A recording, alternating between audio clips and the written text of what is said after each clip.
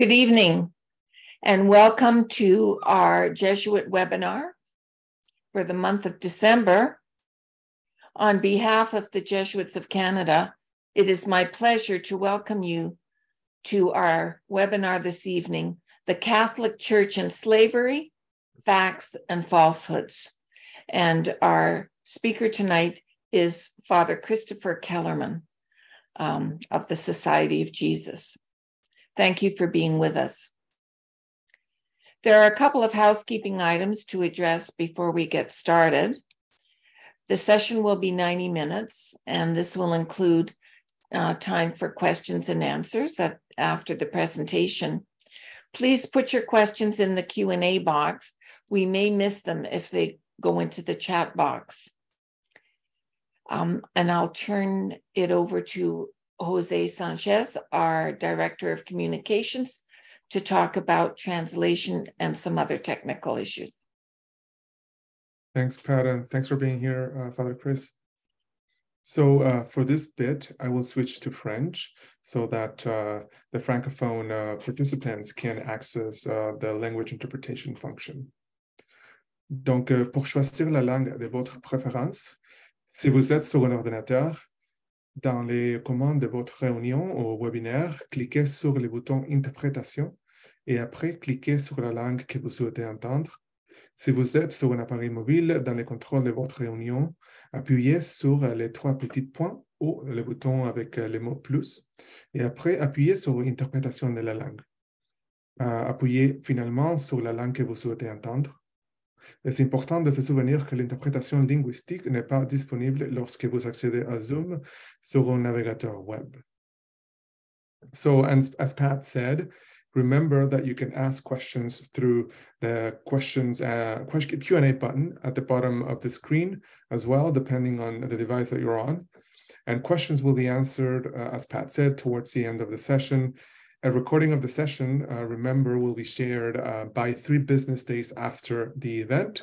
And finally, if you have any technical problems, you can reach me through the chat box, and I will be very happy to assist you. Thank you, Pat. Thanks, Jose. We'll begin this evening with a land acknowledgement, as we always do. Let us begin by acknowledging the Indigenous people of all the lands that we are on today. While we meet today on a virtual platform, let us take a moment to acknowledge the importance of the lands which many of us call home. We do this to reaffirm our commitment and responsibility in improving relationships between nations and to improving our own understanding of local Indigenous peoples and their cultures. In Canada, from coast to coast, we acknowledge the ancestral and unceded territory of all the Inuit, Métis, and First Nations people that call this land home. We acknowledge the harms and mistakes of the past and commit, each in our own way, to move forward in a spirit of reconciliation and collaboration. It's my pleasure to introduce this evening Father Christopher Kellerman. Father Chris is a member of the Society of Jesus. He's originally from Arlington, Texas. He's coming to us tonight from Dallas, Texas. He studied at Texas Tech University, the University of Dallas, and at Regis College at the University of Toronto. He recently served as visiting fellow and interim director at the Jesuit Social Research Institute at Loyola University, New Orleans. Currently, he works in the Office of Justice and Ecology of the U.S. Central and Southern Province of the Society of Jesus. Father Chris is the author of All Oppression Shall Cease, A History of Slavery, Abolitionism, and the Catholic Church. And there will be a link in the chat to where you can find his book. Next July, Father Chris will begin serving as the Secretary of Justice and Ecology for the Jesuit Conference of the United States and Canada. Thank you for being with us, Father Chris. Well, thank you so much. It's wonderful to be here this evening, and I hope you saw me smile big when Regis College at the University of Toronto was mentioned, because I miss Canada very much and hope to get to visit soon. So I just as we start, I just want to mention that this is a difficult history to learn about. Even just the hour tonight, you might hear some things that are really difficult, really painful. And I just want to mention that this is tough stuff. So it may take you some time to process it. And if you do end up reading the book, it goes even into more detail about really difficult things. So yeah, just a good thing to remember, maybe even to pray with a little bit as well.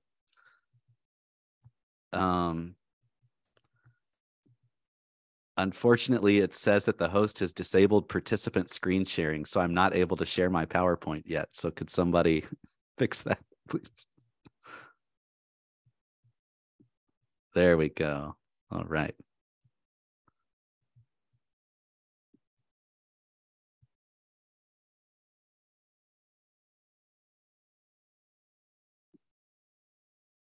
Okay, so we're going to be talking about slavery and the Catholic Church, and some of the facts about it, and also how those facts sort of contradict some myths, some falsehoods that have come about in the last few centuries. In many ways, just you'll notice there on the right side of your screen, that is the Rodot Ordinance that allowed, that clarified, I should say clarified, on in April of 1709, that it was legal in Canada to own Indigenous and Black slaves. There had been slavery in Canada prior to 1709, and it wasn't against the law, but it was unclear. People weren't totally sure if it was legal or not, and the Rodot Ordinance clarified that this was legal, both of Indigenous and Black enslaved people.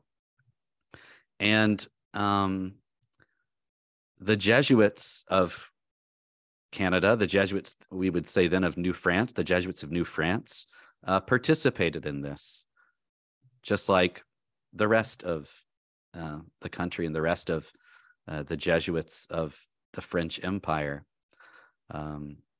So we see here, we have some names, in fact, of people, the four enslaved people at the Michilimackinac mission. There were 3 Indigenous enslaved people there: Ignace, Jean-Francois, Régis, and Jean, and a Black man named Pierre. There was an Indigenous slave at Pointe de Montréal,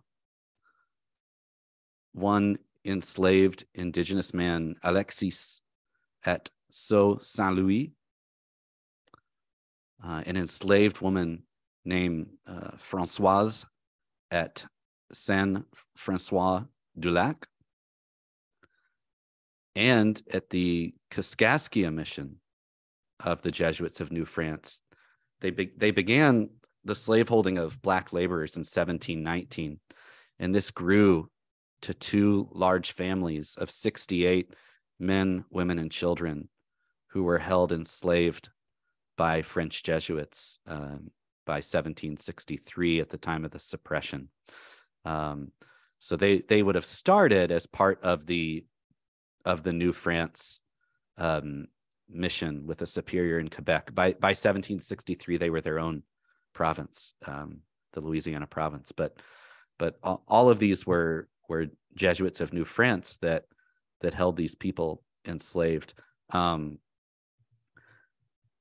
I did not know about this until very recently, the slaveholding of the slaveholding past of the Canadian Jesuits. Of course, I did know about more about about slaveholding in other Jesuit provinces. The Society of Jesus was an enormous slaveholding operation. It has been said, and I've never seen anything that disproves this in any significant way, that we were actually the largest slaveholder in the Americas. You see there that in the year 1760, around that year, the Society of Jesus owned at least 20,877 enslaved people. Comparatively speaking, the number of enslaved people in New France was much smaller than the Jesuit slaveholding in other countries.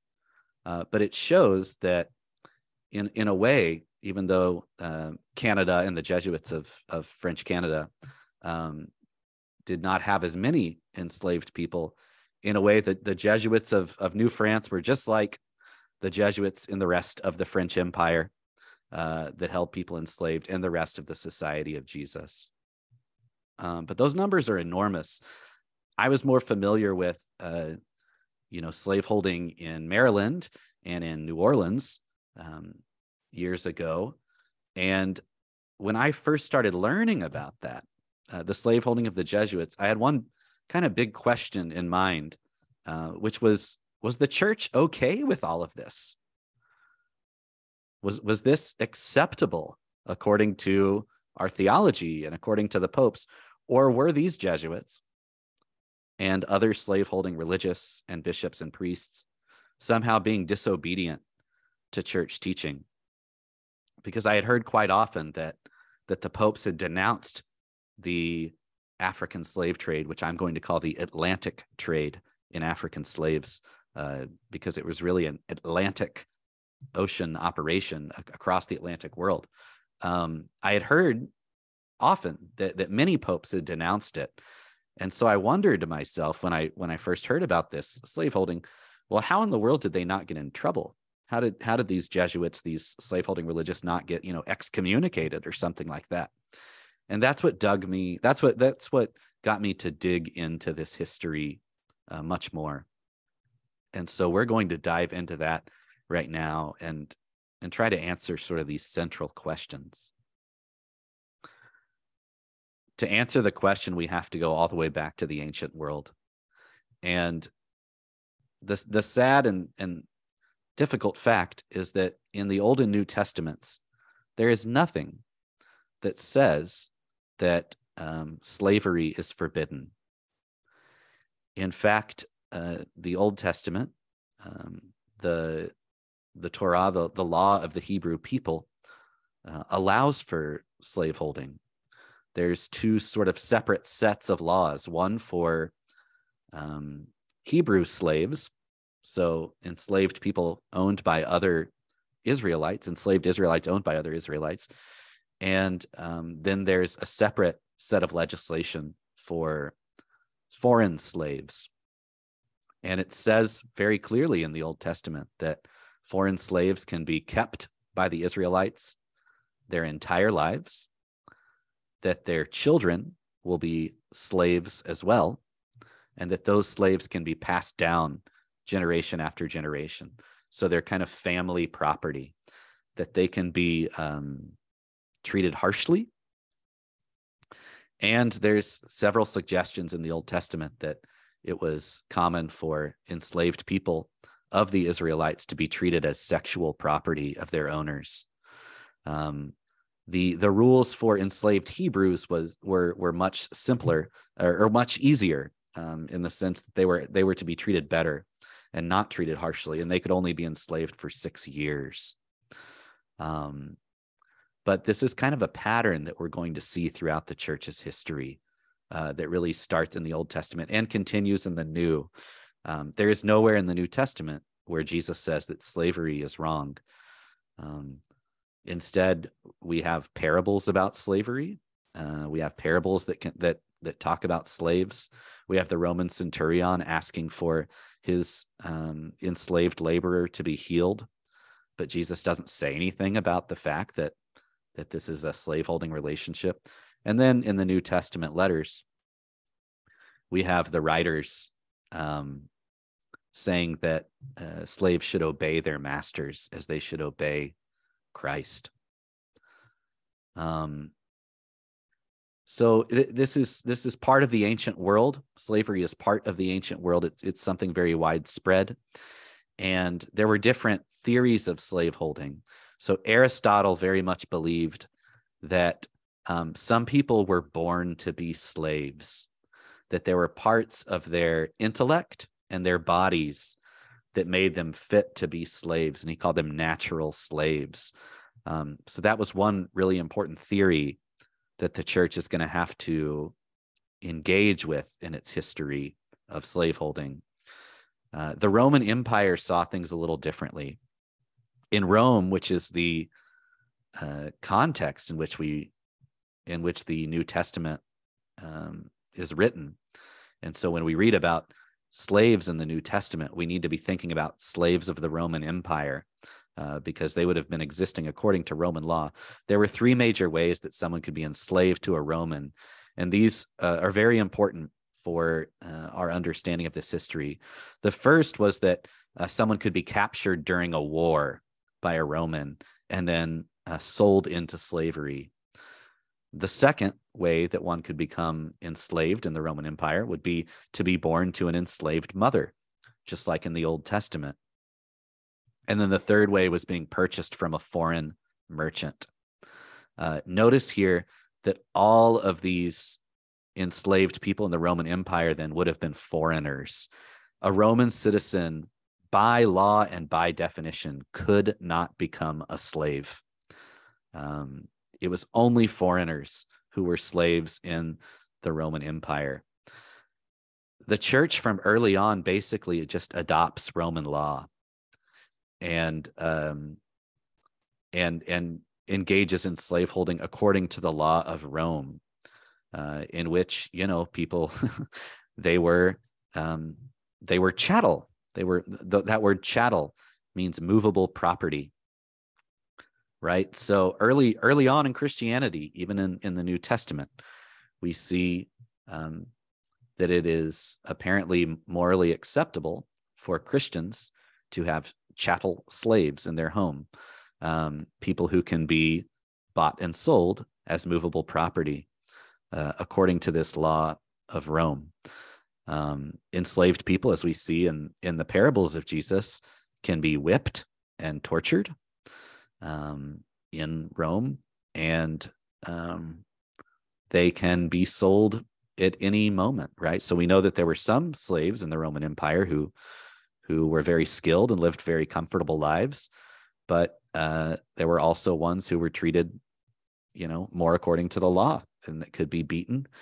And, all of them at the end of the day had unstable lives because they were all movable property. So even an enslaved person in a very high position could instantly be sold. Nobody had, they were property. They were property. It's important to note at this time in early Christianity that racism is not quite what we're talking about here. Often when we think about slavery today, we think of it as a race-based thing that happened in the New World. But in the ancient world, it was more about nationality. Again, in the Roman Empire, you're a foreigner. If you're a slave, you're a foreigner. But there would have been enslaved people in Rome of every skin color and of many different ethnicities. So being black or having dark skin was not really what was associated with this. It was more about you're a foreigner. As we move into a little later in church history, into the medieval era, we see that some of the church's most prominent theologians defend slaveholding. So St. Augustine writes a theological defense of slaveholding, saying that it's God's way of punishing people. The popes, several popes, are slaveholders themselves and defend slavery. Pope Gregory the Great, in fact, owned enslaved people, enslaved children, in fact, and gave them to his friends as gifts. It's very, very dark things to read about. And St. Thomas Aquinas also, in the Summa and in other texts of his, defends slaveholding according to Roman law, and by then it's in canon law as well. These rules about slavery. Church councils, both local ones and ecumenical ones, start employing slavery as a punishment, which is not something that happened actually in pagan Rome, because they did not, it just wasn't a way that someone could become enslaved, because if you enslave someone in your territory as a punishment, that probably means you're enslaving a citizen. And so Roman law actually banned that, and the church expands it. And they used slavery as a punishment for women who were living with clergy. So St. Isidore of Seville said that those women, he said this at the councils of Toledo, those women could be arrested and sold into slavery. And at one point, the councils of Toledo expanded and said that the children, if there were any children from those unions, they could become permanent slaves of the church as well. As you can imagine, the clergy were not enslaved for their sexual crimes. It was only the women and children that were. And this was incorporated into canon law collections in the church, the most famous being the law of Gratian. So this was just part of the air. It was part of the environment at the time. There were examples during these eras, during the first, centuries of the church, first millennium of the church, of popes condemning certain unjust instances of enslavement. In other words, people who were enslaved without a just title, without it being one of those three ways of Roman law, right? So, for example, the church didn't allow, I couldn't just walk down the street and say, hey, you're my slave, and then kidnap you. That was never allowed. That wasn't allowed in Roman law. That wasn't allowed in canon law. That wasn't allowed in scripture. It had to be, the result of a war in which someone became enslaved, or in the church's case, as a punishment. So at times people would be kidnapped and sold into slavery, and the church would condemn that. So we have examples of certain members of Augustine's congregation being kidnapped and sold into slavery.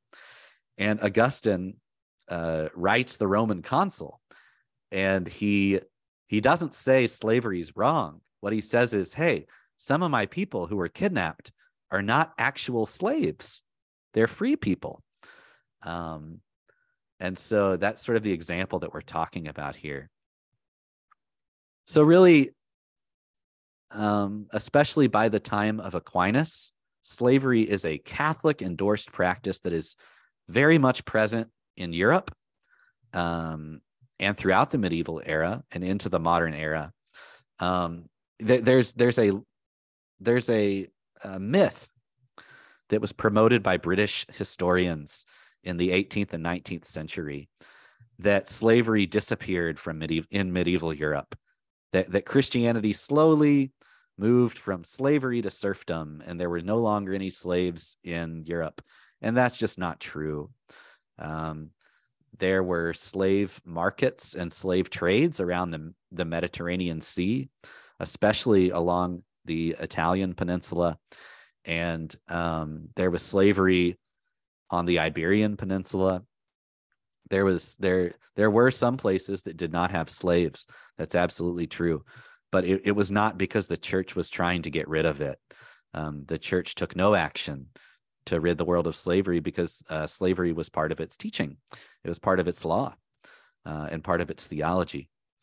There was one very important debate that goes on in the High Middle Ages, especially between two canon lawyers, one named Sinobaldo Fesci, who eventually becomes Pope Innocent IV, and then between him and his student, who is known as Horstensius. These are two giants of canon law. And the question that they debated was, do non-Christians possess dominium in Latin, over their lands? So we know that Christians, own their lands, but do, for example, Muslims, do they really own their lands? And Pope Innocent, before he was Pope, he wrote, yes, non-Christians do possess their lands. They do have dominion over them. And so we, the Catholic Church, we can't just go in and take their lands, he said. Now, what he said was there has to be a really good reason to do it. And he listed different things, like maybe they're disobeying natural law and their leader is not preventing them from this practice, or maybe they're not allowing Christian missionaries to evangelize. But in general, he said, non-Christians do have dominion. His student, Hostentius, said, no. At the time of Christ, all dominion came to the church. And because of that, Christians, as long as the Pope authorizes it, Christians can go and take the lands and wage war of any non-Christian people. So this was a real debate that happened with differing views, and it was not settled as we went into the modern era, which that really sets us up for the Atlantic slave trade. Remember, at the beginnings of the slave trade, slavery is approved by canon law. There are slaveholding priests and bishops. The popes at this point have slaves, including for their papal galleys on their ships. It is part of medieval Europe and the medieval church. So when Prince Henry the Navigator starts sailing around the western coast of Africa as part of his continued battle against Islamic forces, he begins looking for trading partners in Africa and also conducting slave raids. Now, a slave raid is exactly what I said earlier you can't do.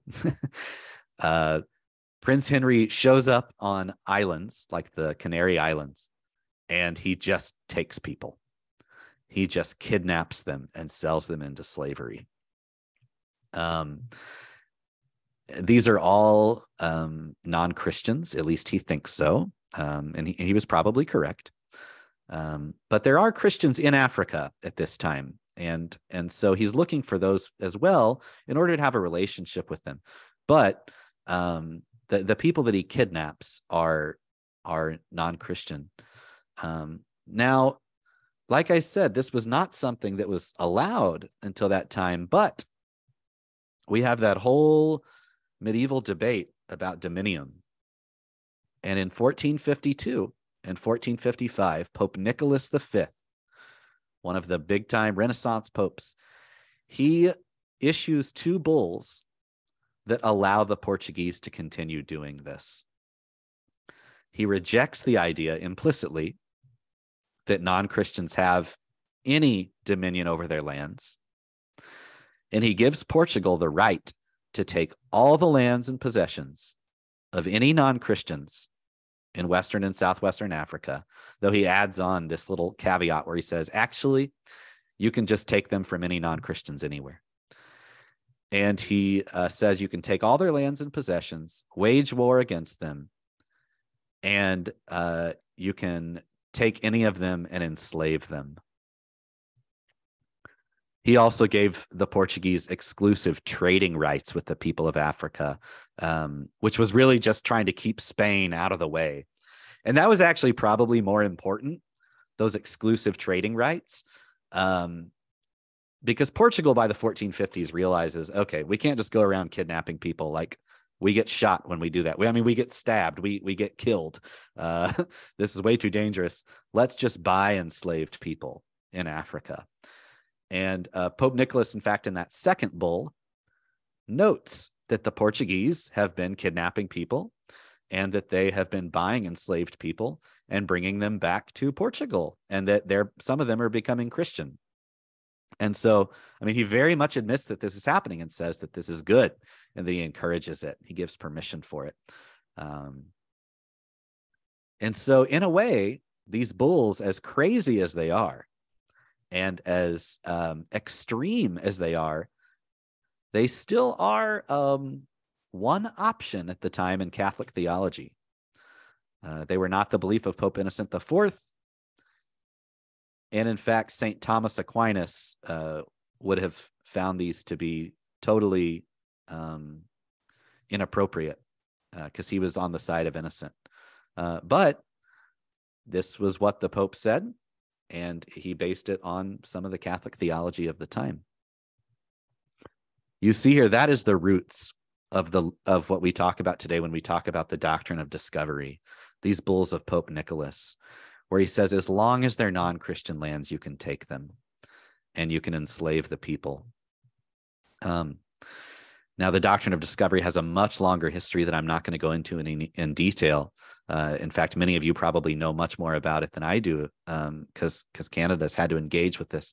But I just wanted to show you how this is really rooted in the beginnings of the African slave trade. It's just something that Portugal didn't really use much of. They do end up taking some lands in Africa and waging some wars, but normally, and this is the main thing to know about the Atlantic slave trade, most of the people that Portugal keeps enslaved were purchased by African merchants. But at any rate, Pope Nicholas's bulls are renewed by several popes after him. And this is what begins the African slave trade, the trade in African slaves. In 1501, the first African slaves will be shipped to the New World by Spain, because Spain starts buying enslaved people from the Portuguese. And by the end of the trade, in 1866, 12.5 million Africans will have been forcibly placed on ships to Europe or the Americas, with 10.7 million surviving that initial journey. Nearly half of those were transported on Portuguese ships, so directly allowed by the papacy. And as we have in scripture and in canon law of the time, children of enslaved women were automatically considered slaves. So that number of 10.7 million in the New World, of course, that's only the immediate victims of the trade, right? Their children were counted as slaves as well. So, for example, I think North America, or the United States at the time of abolition, had 4 million slaves. But throughout the United States history, we think that there were more like 10 million. And less than a million of those were directly imported from Africa. So just a reminder here that this was a generational thing that multiplied. I also want to point out kind of an uncomfortable fact, but one that's really important. It is a temptation at times to say, well, it must be the case that just nobody knew it was wrong back then. Everybody must have accepted slavery. But that is not true. When Aristotle writes his Politics, he mentions that there are people who think that slavery is immoral.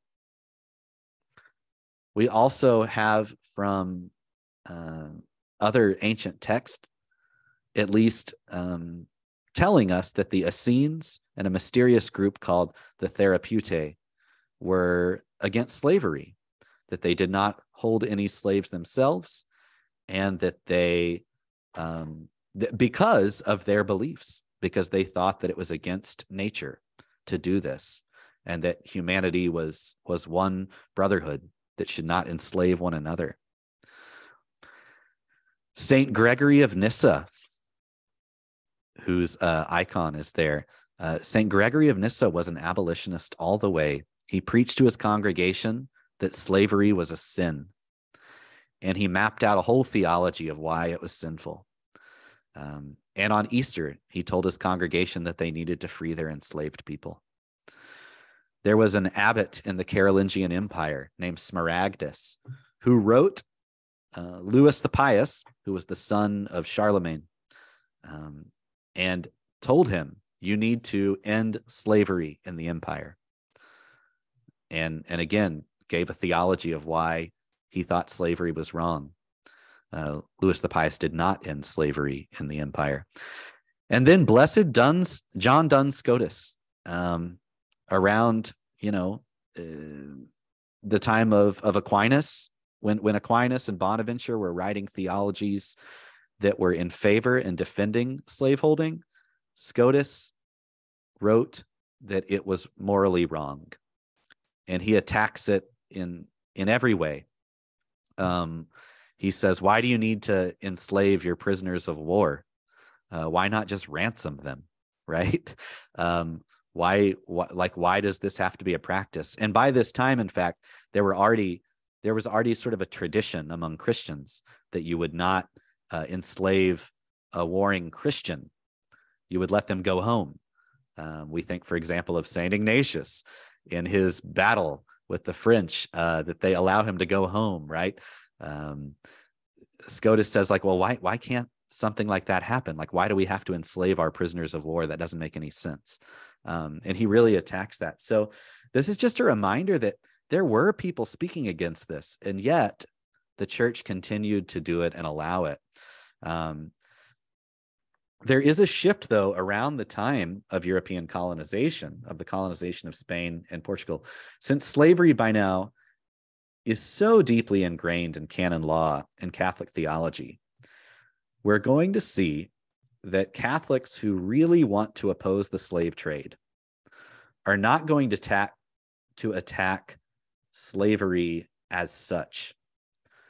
They're going to say that something about the slave trade is not operating according to canon law and Catholic theology. The first and most prominent example of this is, though it takes him a little while to get there, is Bartolomé de las Casas, who is the Dominican friar in the New World and who eventually will become a bishop. Father Las Casas, Bishop Las Casas, he was initially against indigenous enslavement, so against the enslavement of indigenous peoples in the New World, but he was in favor of importing African slaves. The reason for this is that is a little bit complicated, but I think that from the previous slide you'll start to get it a little bit, or start to understand where he's coming from. In 1493, the Spanish crown is given the exact same rights as Portugal was given for the Americas by Pope Alexander VI. He writes in his bulls after, America has been, quote, discovered, after the New World has, quote, been discovered. Alexander VI says, you get all the same rights that the previous popes gave to Portugal regarding Africa, which, would imply that means they can wage war and they can enslave people. The thing is, Isabella and Ferdinand, the Spanish queen and king at the time, they definitely wanted land and they wanted Christian vassals, but they did not want natives to be enslaved. They wanted this very peaceful new empire. Isabella has this vision for what this will be like. And when she finds out that Christopher Columbus has brought back enslaved indigenous people, she is horrified.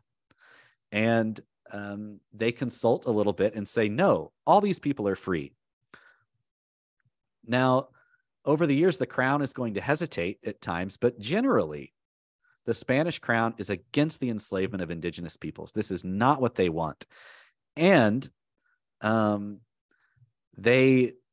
people like Las Casas really fight against that. They fight against this enslavement based upon the idea that the Spanish do not have a just title to enslave the indigenous people. And so in 1537, Pope Paul III releases a document that condemns the enslavement of indigenous peoples.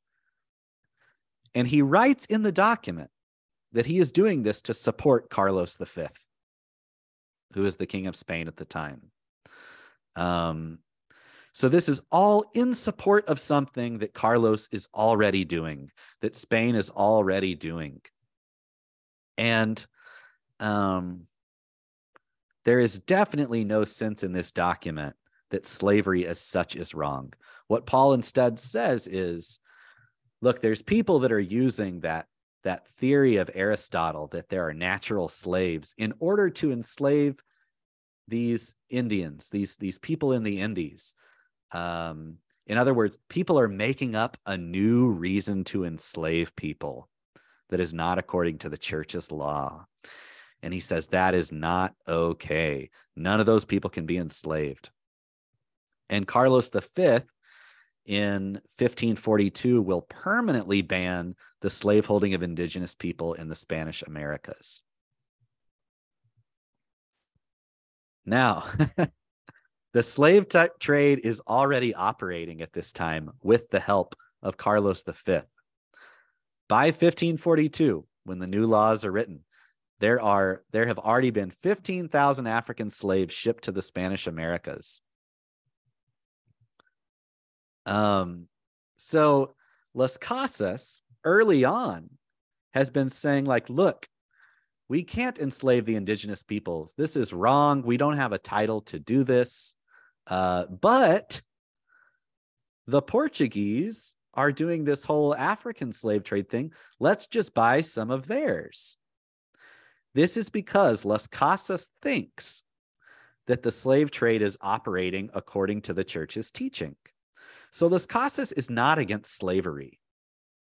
He just thinks that the enslavement of indigenous peoples is not operating according to the church's teaching, but that the African slave trade is, right? So he's not even making a race-based argument like, oh, Africans are natural slaves. He's not saying anything like that. He's just a normal, in a sense, a kind of normal Catholic priest at the time who thinks that slavery is okay. And but in 1547, he starts doing more research into the history and learning more about the trade. And he says, I realized at that time that the trade was operating just as unjustly as our enslavement of the indigenous peoples in New Spain. And so based on that, his belief that the trade is not operating justly, he then denounces it and repents.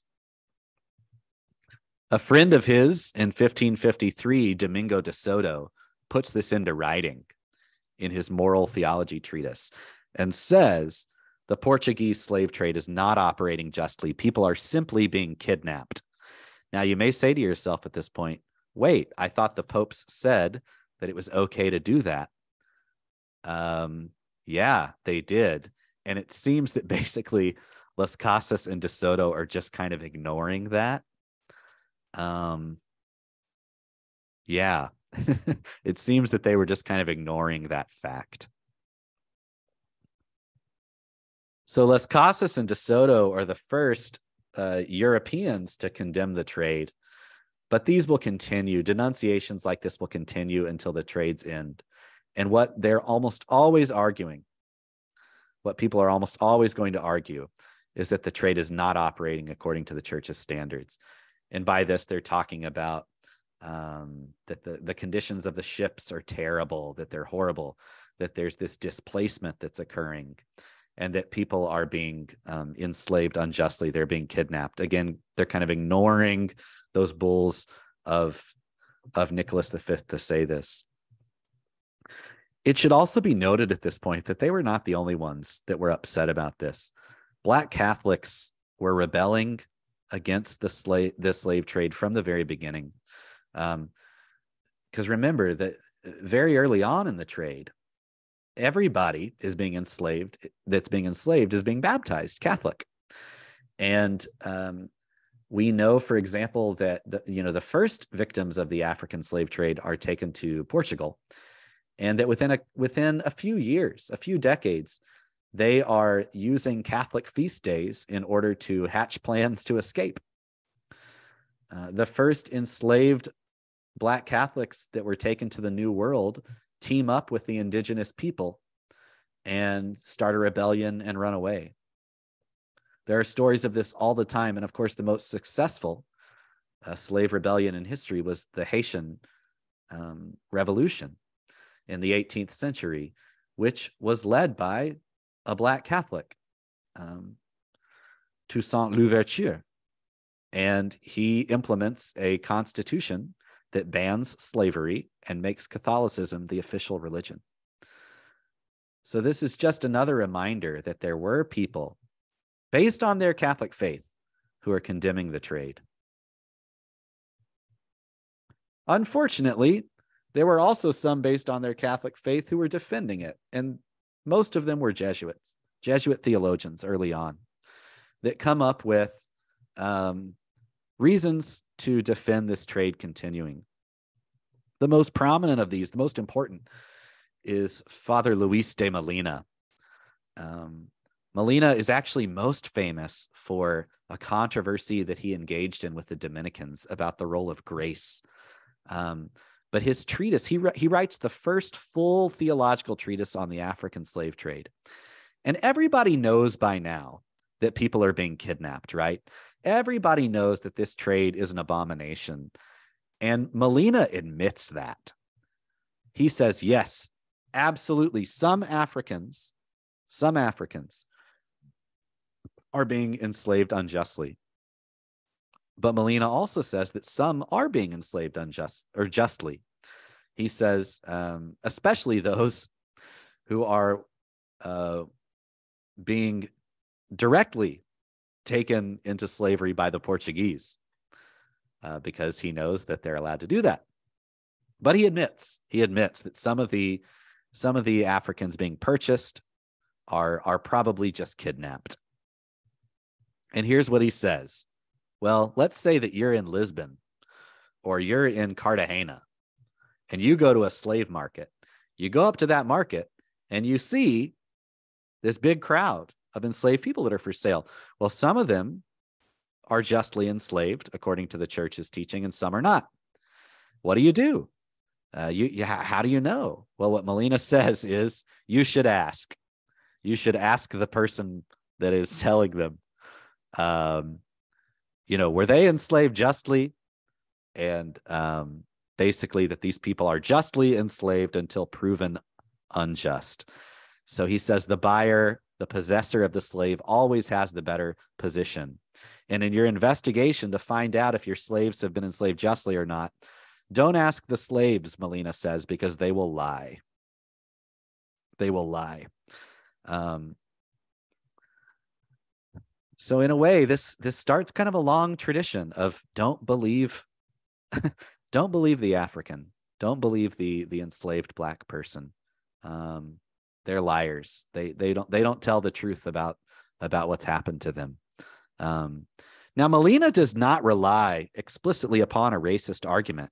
He doesn't really need to.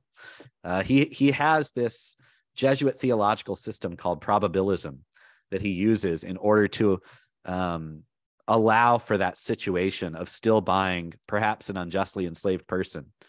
But later Jesuit theologians are going to kind of realize that Molina's arguments are kind of bizarre because they could allow somebody who has been kidnapped to still be sold as a slave. And so what they do is start creating racist arguments. They say things like, well, look, the church's standards don't apply to Africans because Africans have been cursed by God. They have been cursed by God to be slaves. Some others will say they are Aristotle's natural slaves. This is what Aristotle was talking about when he said that some people are born to be slaves. And so for them, yeah, it's okay to just go ahead and it doesn't really matter that they've been enslaved unjustly. In the 1680s, a rather remarkable thing happens. As I've been talking about, everybody knows by now that there are evil things happening in this trade. Everybody knows that people are dying on the ships. This is widely known information. There are a group of Black Catholics in the Americas, in Brazil, and also in Portugal, who are part of these Catholic confraternities, Black Catholic confraternities. And they go to Rome. They send representatives to Rome, and they beg Pope Innocent XI to condemn the trade. And what they say is, will you please do what Pope Paul III did for the indigenous people? Will you please just issue that same encyclical? They even kind of say other things too, like if that's too much, what if we say that anyone who is baptized cannot be enslaved? They suggest all of these different things, just begging the Pope to end it. And there's also 2 Capuchin priests that are in Rome at the same time. It's kind of remarkable, who have written treatises against the trade. And they're asking the Pope to do the same thing. He says no. And instead, the papal curia just releases a doctrinal clarification about the trade that basically just says nothing more than what Molina says, that you need to investigate if your enslaved person is justly enslaved or not. So very sad, very, very sad, but it is an example of a time when we know for sure. We have documentation in the Vatican archives that shows that the papacy knew about this, that Black Catholics begged them to condemn it, and that the Pope, who is a blessed, in fact, Blessed Innocent XI, decides not to do it. And sadly, it's in the following century that the African slave trade reaches its numerical peak. I should mention that, at the beginning, I showed you that slide that talked about how the Jesuits of New France had both indigenous and Black slaves. This is rather new information to me. I did not know that the Jesuits of New France had indigenous slaves. And so that's something I've been thinking about lately as to how they would have justified that, since Paul III had condemned it. But what I'm guessing is this, and this is just a guess: Spain and Portugal had outlawed the enslavement of indigenous peoples, but France had not, right? Through that Rodot document, it had allowed the enslavement of indigenous, and the Catholic hierarchy just kind of followed suit. And they certainly were not condemned by the papacy for what they were doing. So my guess is that they interpreted Paul III's document as applying to only the Spanish Americas, which is a bit of a stretch of an interpretation. But the more you learn about the history of the church and slavery, the more you see that at the end of the day, the popes just weren't that interested in doing anything that went against the colonial powers. They kind of just did whatever Spain and Portugal told them to do when it came to things like slavery. The first public condemnation of the trade is going to come from Pope Gregory XVI. By this time, the United States and Britain have banned participation in the slave trade, but not slavery itself. So in 1808, President Thomas Jefferson, who himself was a slaveholder, signs into law a ban on United States participation in this international trade, but not slavery itself, which continues in the United States for 67 years. So just important to recognize there, those are 2 different systems Those are two different systems of thought. They're two different moral questions at the time. In 1834, slavery is abolished in most of the British Empire, including in Canada, but not in all parts, not in all parts of the empire. So even Britain, when they go to Pope Gregory XVI, because it's going to come from them, they ask Pope Gregory to condemn the trade. All they're going to ask him to do is just condemn the trade, not slaveholding itself. And that document comes out at the end of 1839. It's called In Supremo Apostolatus. And in it, Gregory gives a very strong condemnation of the international trade.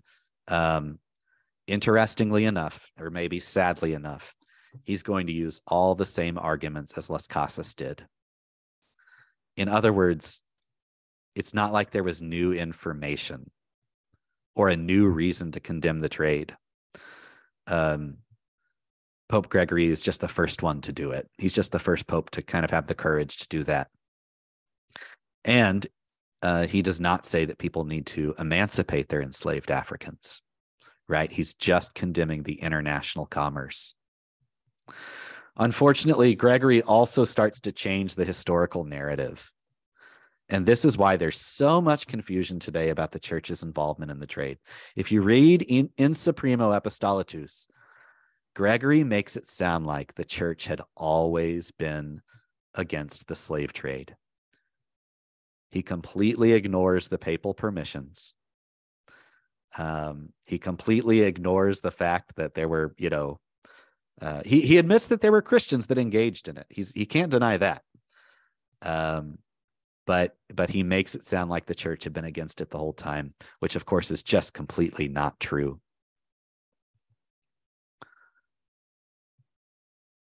The church, though, finally becomes abolitionist with the papacy of Leo XIII. In 1888, Brazil is on the cusp of abolishing slavery. And there is there's a Brazilian abolitionist named Joaquim Nabuco who goes to Rome and begs Leo XIII, will you please write, he says, an encyclical that condemns slavery in general as evil, like according to universal moral Christian principles. And Leo XIII he takes no convincing. He goes, oh yeah, I'll do that. I think slavery is awful. And so he issues two encyclicals, one in 1888 and one in 1890, that are true abolitionist encyclicals that say that slavery is incompatible with Christianity. These are really impressive encyclicals. I analyze them in my book and show how they use the arguments of abolitionists throughout the years. But unfortunately, Leo does the exact same thing that Gregory did, and in fact, more. He now makes it seem like the church had always been against slavery. And he lists all these popes that he says denounce slavery. None of them did. It's just, the documents have great theology, but the history in them is just full of falsehoods. He even says that Pope Paul III, when he condemned the enslavement of indigenous peoples, also said that all indigenous people have the right of self-governance, which is not in Paul III's encyclical. So basically, Leo is even claiming that the church was against this idea of the doctrine of discovery, that we were on the side of Innocent IV the whole time, not Hostentius. And so it's a really terrible lie that's in that document as well. That being said, Leo did launch a great abolitionist tradition in the church. And so Pius X, Benedict XV, Pius XI, Pius XII, they're all going to continue condemning slavery. The Second Vatican Council condemned slavery. Pope Paul VI condemned slavery. And all of these are moral condemnations. And then in particular, John Paul II, Benedict, and Francis, they're moving into the world. Believe it or not, slavery was not abolished throughout the world until the 1980s.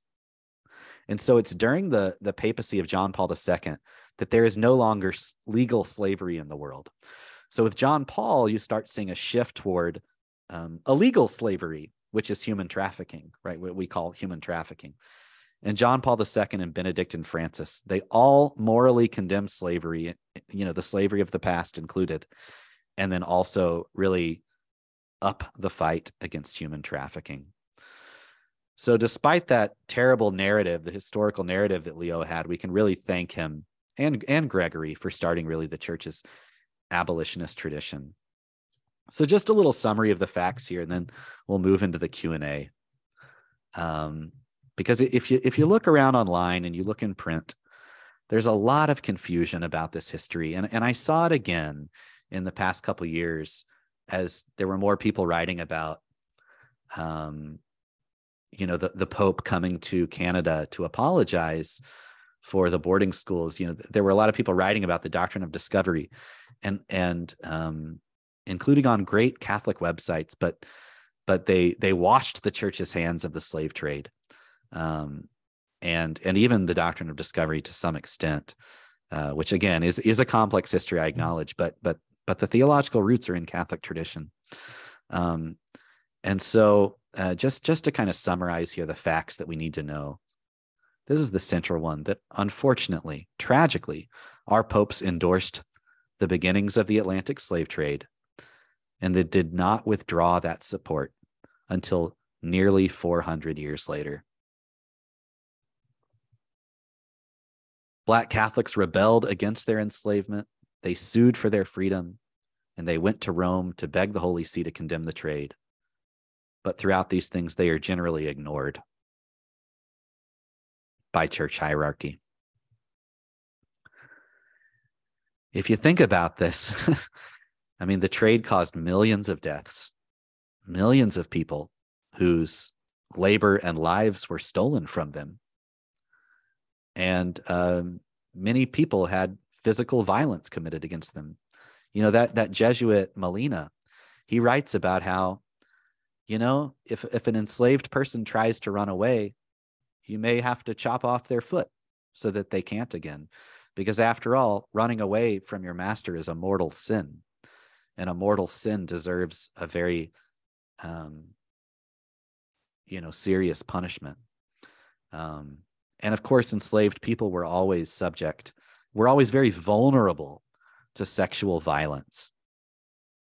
That doesn't mean the church approved of that sexual violence, but unfortunately, the church did approve of the legal state of slavery in which people were always subject routinely to sexual violence, right? And then again, in the 19th century, papal documents start changing the teaching and also the historical narrative to make it seem as if we'd always been against slaveholding. And unfortunately, the church has still not admitted the truth of this. Even Pope John Paul II, who apologized to Africa for Christians being involved in slavery, he also claimed that one of the popes denounced the slave trade as early as 1462. And that is just not true. That's one of the falsehood that's present in Leo XIII's document.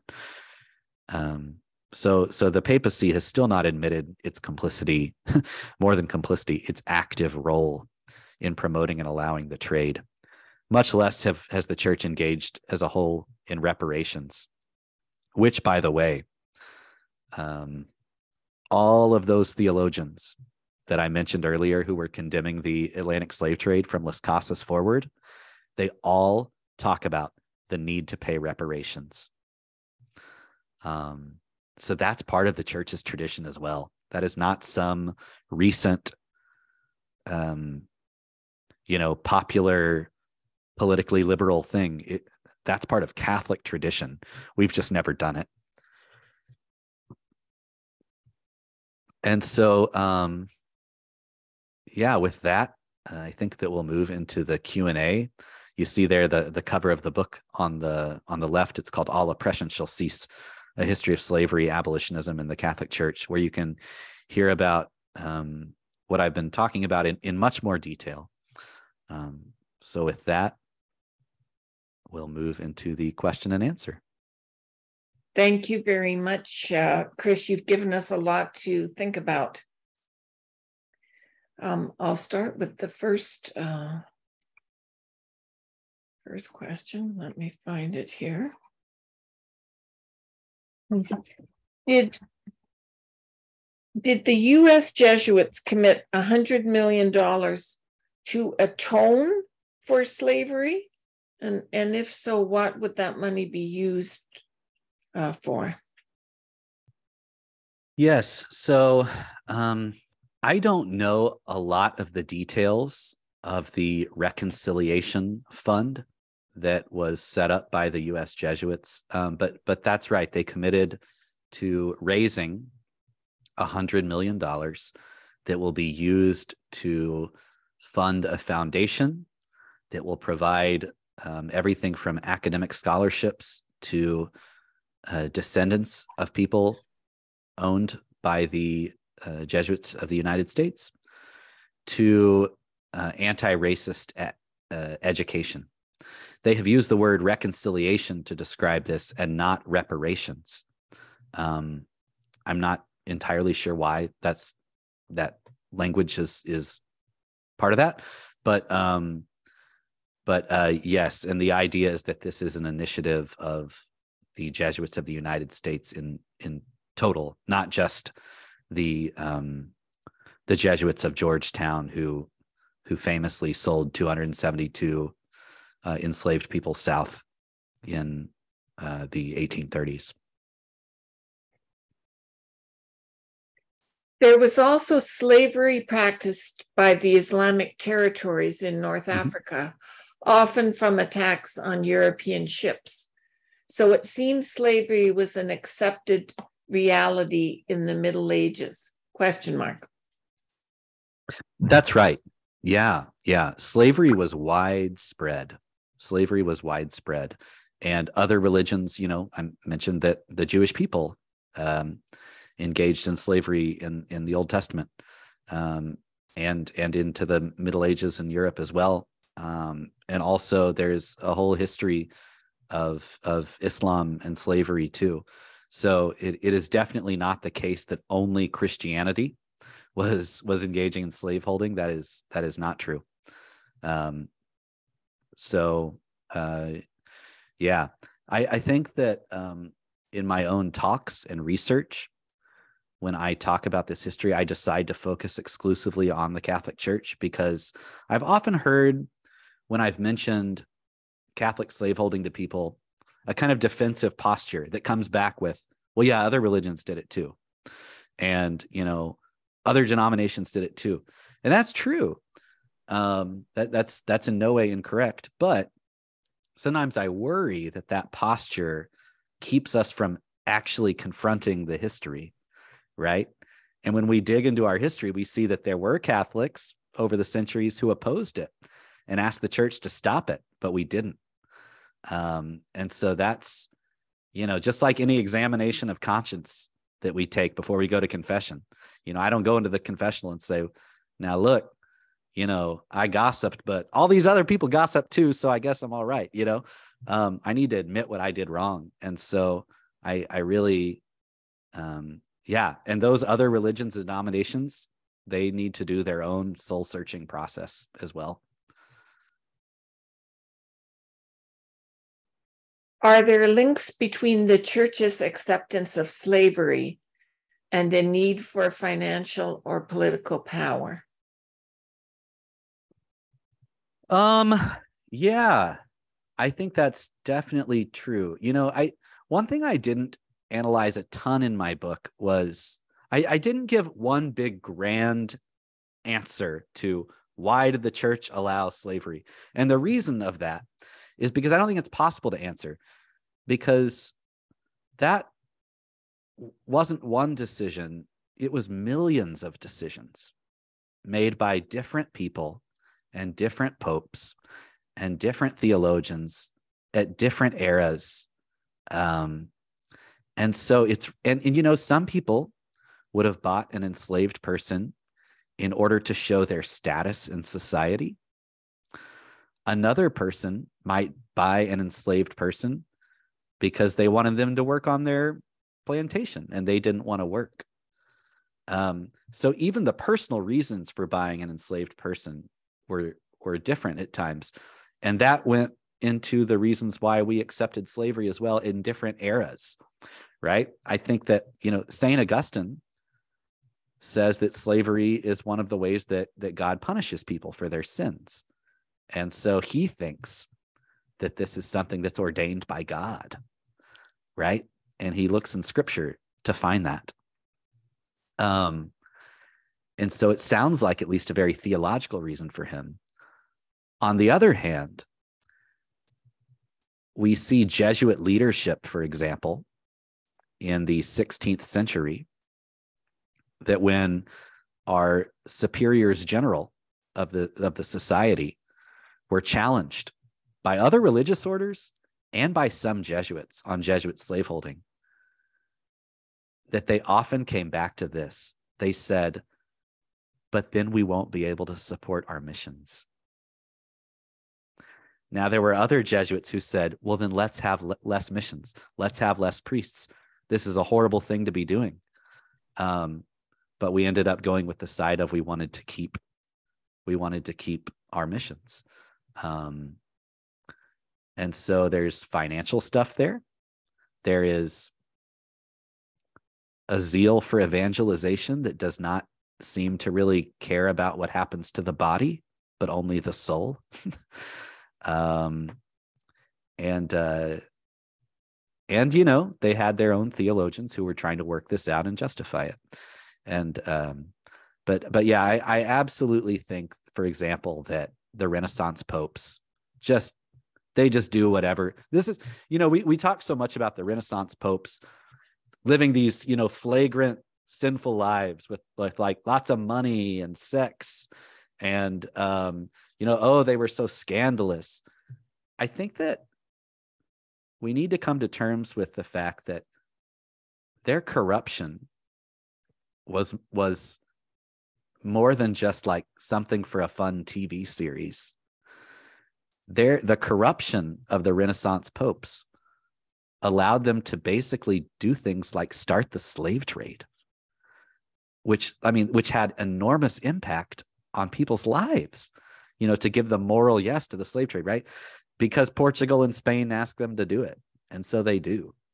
And so I think that when we think about that attachment to power and money of the Renaissance popes, that may have been it that allowed them to approve of this abominable trade. So I don't know if that answered the question. That was kind of a long answer, but it's just that there's a whole lot of different answers to it. And the answer is yes to all of them. Some say Junipero Serra enslaved indigenous people in the California missions. Has your research shown any light on this claim? I have not done much research on Serra and the California missions, but at that time, legal slavery would have been impossible for Serra. In other words, those missions could not have legally enslaved the indigenous people and owned a legal title to them, like a piece of paper that said, these are my slaves. However, what we do know is that the Spanish missions found other ways to mistreat and discipline and whip and force into labor indigenous people that did not include a legal title that says you are my slave and I can sell you and I also own your children. And that's an important thing to remember too. I mentioned that the Spanish and Portuguese empires ban legal slavery of indigenous peoples. That didn't mean that the oppression ends. It just means that legal slavery ends. So I have never seen any evidence that that was different in Junipero Serra's case, because he couldn't have legally done it. But like I said, that doesn't mean that there wasn't oppression there and slavery-like practices. Can you please say a bit more about Pope Paul's Sublimus Deo? How did evangelization play a role in those who opposed enslavement and property deprivation? Mm-hmm. So Sublimis Deus, the document of Paul III, is requested by the Spanish Dominicans, and what they say is that they, first of all, that this idea that the indigenous people are natural slaves is evil, and that's how some of the enslavement is taking place. And they say that what is happening is that the indigenous peoples are rejecting the faith because they're seeing how the Spanish are treating them. And so what Paul does in his document is he denounces the idea of natural slavery. And he says that all, the indigenous peoples must be not forced into the faith, but invited to it. He uses that word, invited. That they should be invited to the faith by an example of good living, he says.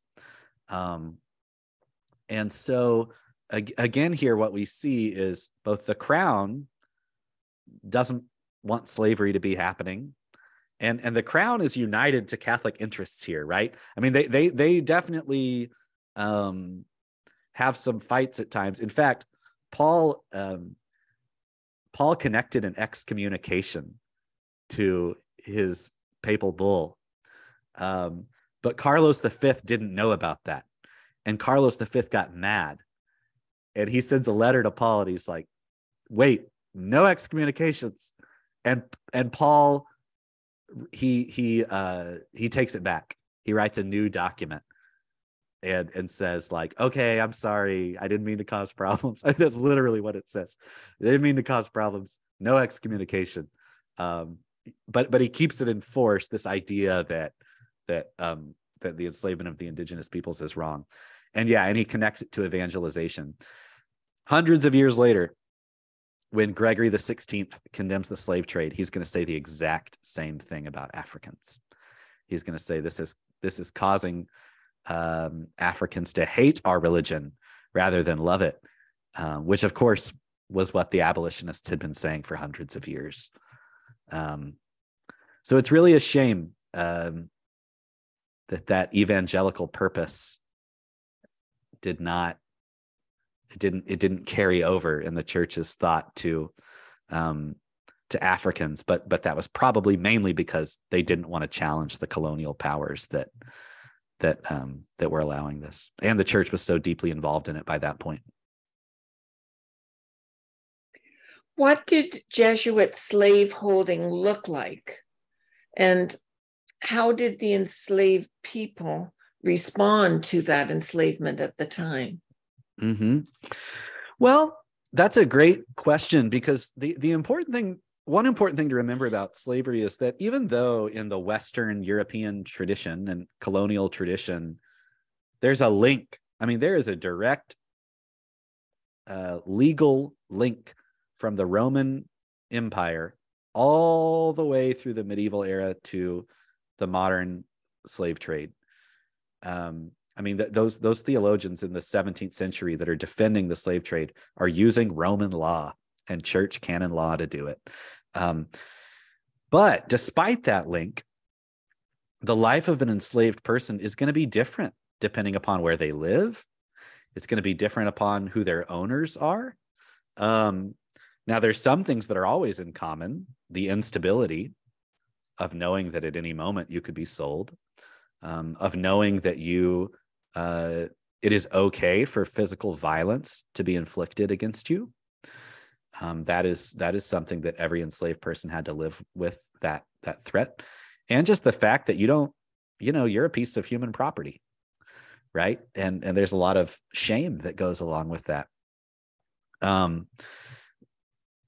the enslavement of, Jesuit slaveholders, it seems, were not that much kinder than any other slaveholders.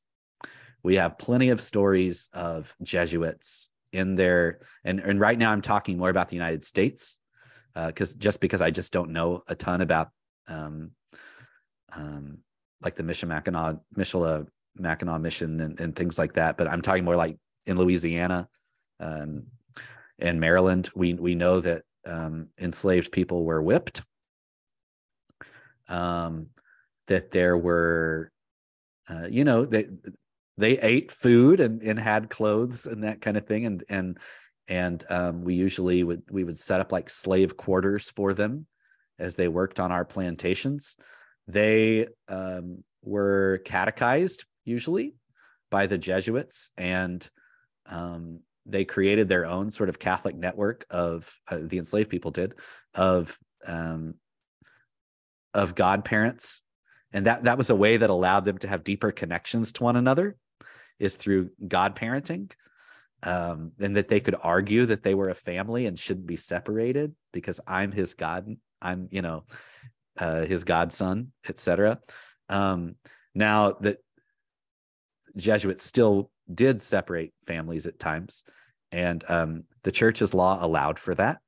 The church's law allowed for children to be separated from their parents, but it was just different.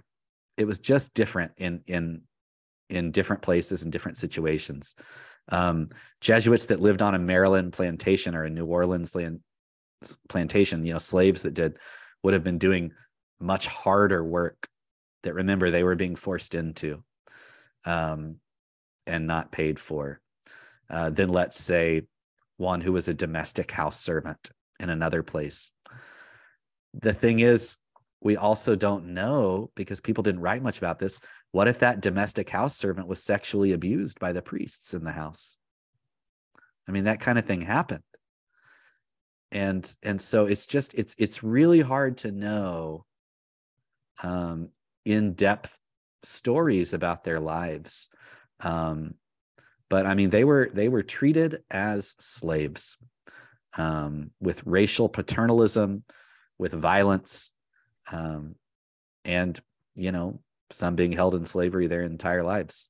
Remember, there were over 20,000 enslaved people owned by the Jesuits in 1760. I'm sure that many of them they all had very different experiences from each other, but at the end of the day, they were slaves of the Society of Jesus. I think, one thing we talk about today that's so important to us Catholics is like vocation discernment. I go to spiritual direction or go on a retreat to discern, should I become a Jesuit? Should I become a priest? Or should I get married? Imagine if legally there's no point in doing that, because you are owned by a religious order. They're not going to let you become a priest, right? It's a sad thing to think about, right? An enslaved person couldn't discern their vocation. That was silly. And the church, going all the way back to Pope Leo the Great, declared, like, no, unless you're legally freed, you can't become a priest. And so, yeah. What modern day racial inequities does the Jesuit slaveholding history connect to? And what is the legacy of Jesuit slaveholding? One of the sort of bizarre things about the history of Jesuit slaveholding is that when the order was suppressed in the late 18th century, we pretty much lost all of our property. And so, for example, any enslaved people who were owned by the Jesuits of New France would have been sold at auction. This is what happened, at least in New Orleans, and I think at Kaskaskia as well. They were sold at auction, and the money was given to the French crown. This is what happened in Portugal. I mean, in the Portuguese colonies as well, like Brazil. All the enslaved people that were owned by the Jesuits were sold. And so, in a sense, pre-suppression, it's not like we had all this property afterwards anymore in enslaved people or their money. But the Jesuits in the United States picked up their old tradition of slaveholding after the suppression as well. But when we think about the fact that the Jesuits not only engaged in slaveholding, but were some of perhaps the biggest corporate slaveholder in North and South America.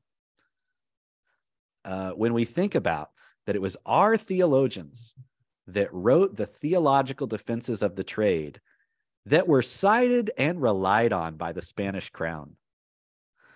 And when we think about the fact that our superiors general allowed for it for all of those centuries, Jesuit slaveholding, there's I think even a bigger question than like how much money do we owe, right? It's that we help to facilitate this massive system of racial inequity that exists not just in the United States, but within North and South America to various degrees in different countries. And so, the Society of Jesus, and this is everything from the fact that enslaved people who were owned by the Jesuits were not given restitution for their countless hours that they worked for us and could have been instead receiving wages that they passed down to their family members, right? We could have freed all of our enslaved people at some point and given them restitution, which would have given them a better life, right? That was an option that we had. But so that's on sort of a micro level. On a grander level, the slave trade itself was defended by the Jesuits. And so, the church has really not engaged with this history on a global level. Neither has the Society of Jesus. The Jesuits of the United States are starting to. But really, at General Congregation 37, there needs to be an admission of just the extent of the role that we played, and committing ourselves, I think, to work for racial justice in society as atonement and as just finally deciding to do the thing that's right, because we did a lot of wrong for centuries. And there are, I got to tell you, there was a treatise written by a Capuchin priest in Havana. I mentioned him a little bit earlier. He's one of the ones that went to Rome. And he says in his treatise against the slave trade that the fathers of the Society of Jesus are going to hell for their involvement in the trade unless they repent. We have not yet repented. And I'm not saying that we're all going to hell. But all I mean is this is not using some, people worry a lot today about, are we using the standards of the present and applying them to the past? The question would be, whose standards? Because there were priests in 1682 that said that the church is committing mortal sins, and especially focused on the Jesuits for all of their theological defenses of this, and said that the Jesuits are going to face hell for what they're doing.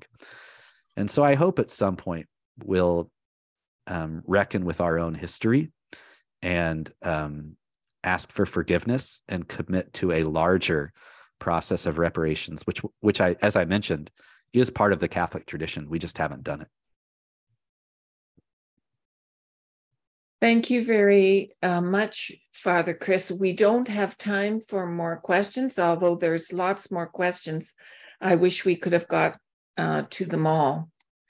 I want to thank you for your time, your scholarship, your passion. Your research has given us an in-depth overview about this sensitive history and how we can reconcile with the history as a church It is a part of our story that challenges us to reflect on our personal commitment to faith and justice and how we can reconcile with this history. We hope to see you back in Canada soon. Thank you very much. And, if you want to read more. Yes, yes. You can. Please buy the book. It's a great book. Thank you, everyone. Please join us on Tuesday, January 17th, 2023 at 7 p.m.